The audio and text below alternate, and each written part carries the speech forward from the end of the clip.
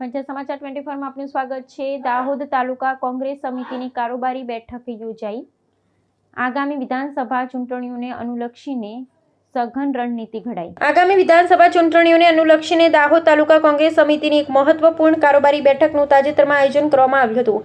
પક્ષના સંગઠનાત્મક માળખાને વધુ સુદૃઢ કરવા અને ચૂંટણીલક્ષી રણનીતિ ઘડવાના મુખ્ય હેતુ સાથે યોજાયેલી બેઠકમાં સ્થાનિક આગેવાનો અને કાર્યકરો બહોળી સંખ્યામાં ઉપસ્થિતિ નોંધાવી હતી।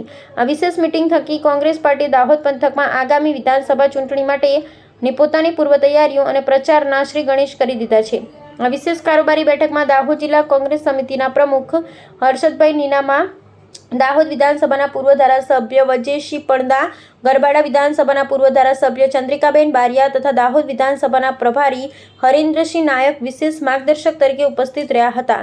તેમની સાથે દાહોદ જિલ્લા યુથ કોંગ્રેસના પ્રમુખ અનિલભાઈ ભાભોર, યુથ કોંગ્રેસના પૂર્વ પ્રમુખ મહેશભાઈ બબેરિયા અને દાહોદ તાલુકા કોંગ્રેસ સમિતિના પ્રમુખ દિનેશભાઈ મેડા પણ મંચ પર ઉપસ્થિત રહ્યા હતા।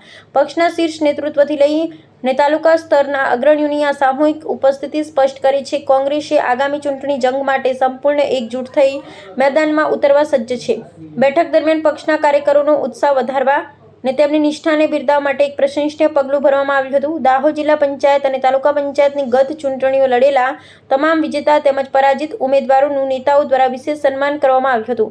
પરાજિત ઉમેદવારોનો જુસ્સો ટકાવી રાખવા અને વિજેતા ઉમેદવારોને પક્ષના પ્રચારમાં વધુ સક્રિય બનાવવા પર ખાસ ભાર મુકાયો હતો। આ કાર્યક્રમના અંતે આગામી વિધાનસભા ચૂંટણી માટે બૂથ લેવલથી માંડી સંગઠનાત્મક સ્તર સુધીની કામગીરીની રૂપરેખા તૈયાર કરી ભવિષ્યની ચૂંટણીઓ માટે સઘન પ્રયાસો કરવાની સામૂહિક સંકલ્પ લેવાયો હતો।